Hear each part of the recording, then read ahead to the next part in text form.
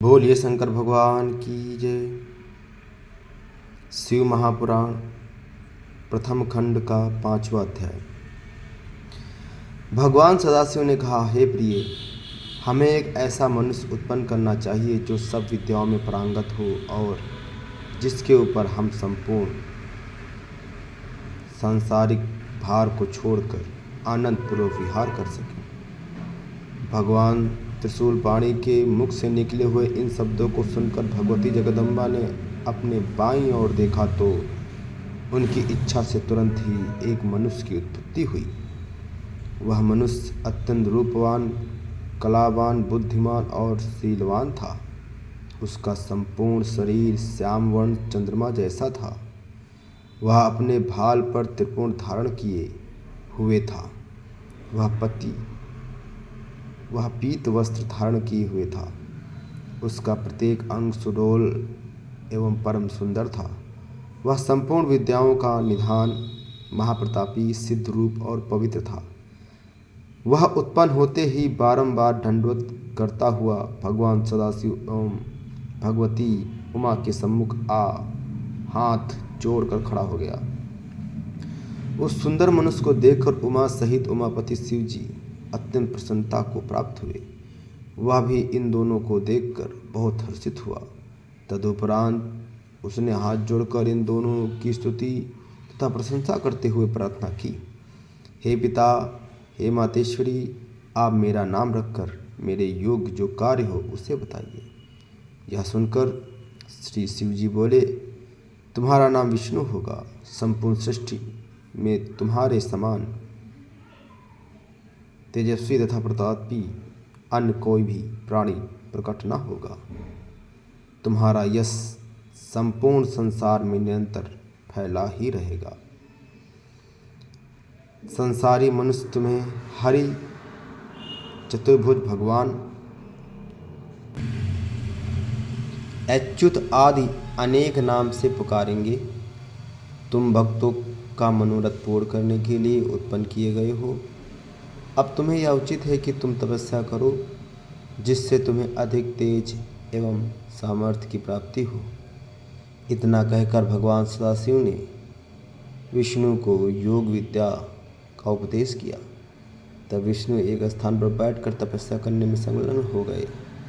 हे नारद, वे 12 दिव्य सहस्त्र वर्ष पर्यंत एक ही आसन पर बैठे हुए योग साधना द्वारा भगवान सदाशिव का ध्यान करते रहे।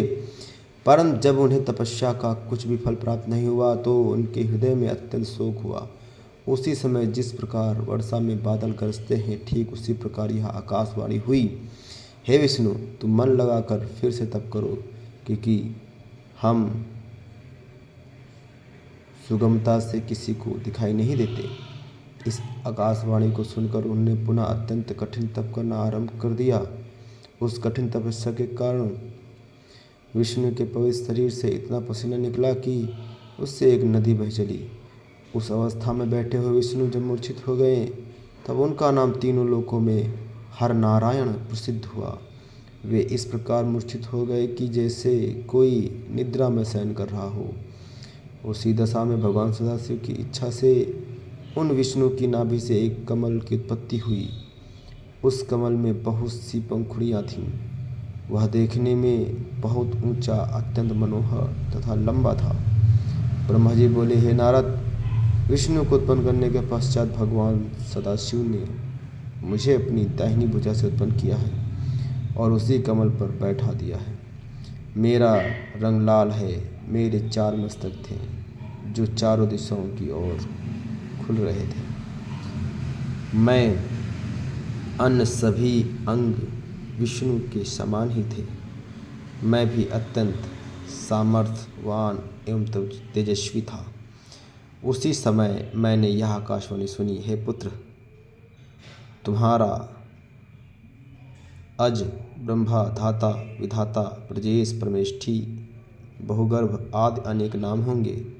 परंतु मैं उस समय यह नहीं जान सका कि मुझे उत्पन्न करने वाला कौन है। हे नारद, भगवान सदाशिव की माया तीनों भुवनों को घेरे हुए है। वे जो चाहेंगे वही होता है। अस्तु, जब मैं यह नहीं जान सका कि मैं किसके द्वारा उत्पन्न हुआ हूँ और किसका पुत्र हूँ तथा उस कमल के पुष्प की जड़ कहाँ है। तब मैंने अपने मन में यह विचार किया कि जिसके मूल से यह कमल का पुष्प उत्पन्न हुआ है वही मेरा पिता होगा। ऐसा निश्चय करके उस कमल की जड़ को जन्म देने वाले अपने पिता का नाम पता लगाने के लिए मैं उस कमल की डंडी के मार्ग से उस जल के भीतर जा पहुंचा जिसमें होकर वह कमल नाल ऊपर की को निकली हुई थी। यद्यपि मैं उस कमल नाल के सहारे सैकड़ों कोसों तक पानी के भीतर चला गया, परंतु मुझे उसके उद्गम स्थान का कोई भी पता नहीं चल सका। तब मैं निरंतर 100 वर्ष तक प्रयत्न करने के बाद निराश हो जाने के शोक से व्याकुल होकर उसी स्थान पर पुनः लौट आया जहाँ से नीचे की ओर गया था। जब मैं पुनः ऊपर लौट कर आया तो यह देखकर मेरे आश्चर्य की सीमा नहीं रही कि वहाँ वह कमल पुष्प कहीं भी दिखाई नहीं देता था जिस पर मैं पहले बैठा हुआ था। इस अद्भुत दृश्य को देखकर मुझे अत्यंत चिंता हुई। तब मैंने इस संपूर्ण सृष्टि के स्वामी से अपनी रक्षा करने की प्रार्थना की। हे नारद, उस समय मुझे चिंतायुक्त देखकर आकाशवाणी हुई कि जिसके द्वारा 2 अक्षर प्रकट हुए, उन अक्षरों के सहारे 16 तथा 21 अक्षरों का और ज्ञान हुआ जिनसे मैं बहुत सी बातों को जान सका। ठीक उसी समय भगवान सदाशिव की इच्छा से उस जल में अचेत होकर पड़े हुए विष्णु अचेत होकर मेरे समीप आए। वे रत्न जड़ित किरीट आदि को धारण किए हुए थे। उनके शरीर का रंग मेघ के समान श्यामल था। उनके उस मनोहारी प्रकाशवान स्वरूप को देखकर मैं आश्चर्यचकित रह गया। इतनी का कथा सुनकर ब्रह्मा जी ने कहा, हे नारद, इसमें किसी प्रकार का संदेह नहीं करना चाहिए, क्योंकि भगवान सदाशिव जो चाहते हैं वही होता है। अस्तु मैंने विष्णु के उस स्वरूप को देखकर पूछा, आप कौन हैं? विष्णु ने उत्तर दिया, हे ब्रह्मण, हम ब्रह्म, अलख, निरंजन, हरि, भूपति, निर्विकार, अचिंत्य तथा सदचित आनंद स्वरूप हैं। हम तुम्हारे पिता हैं और हमारे ही नाभि कमल द्वारा तुम्हारी उत्पत्ति हुई है। अब तुम निर्भय हो जाओ, क्योंकि हम तुम्हारे रक्षक हैं।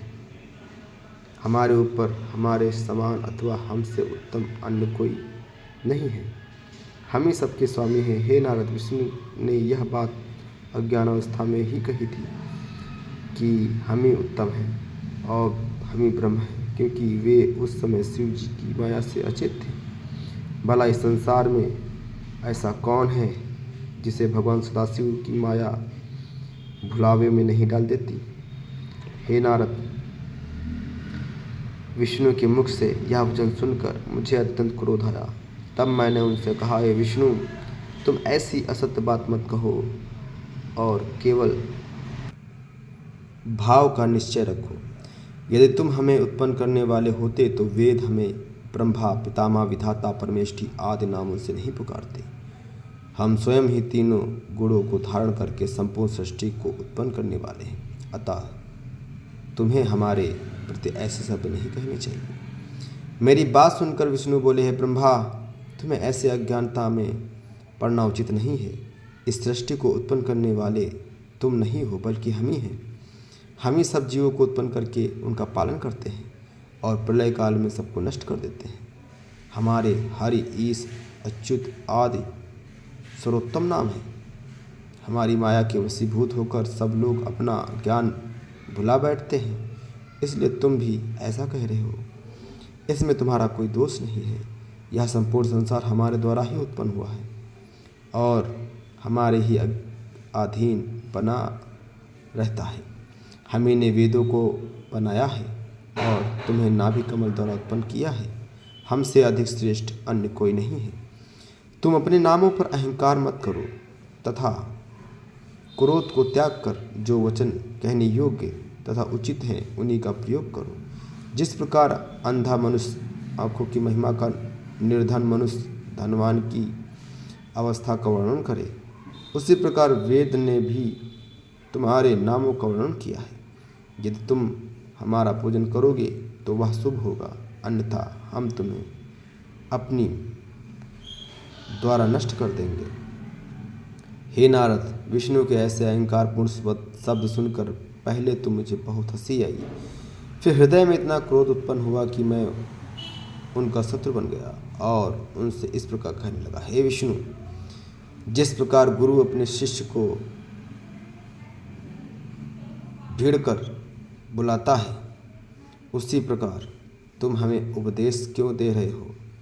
हे नारद, परस्पर इस प्रकार कहते हुए हम तथा विष्णु आपस में युद्ध करने लगे। शिव जी की माया से मोहित होकर हम दोनों ने बहुत समय तक खूब युद्ध किया, क्योंकि हम दोनों ही अपने को संपूर्ण सृष्टि का स्वामी समझते थे। इसी के साथ महाशिव पुराण के प्रथम खंड का 5वां अध्याय समाप्त होता है।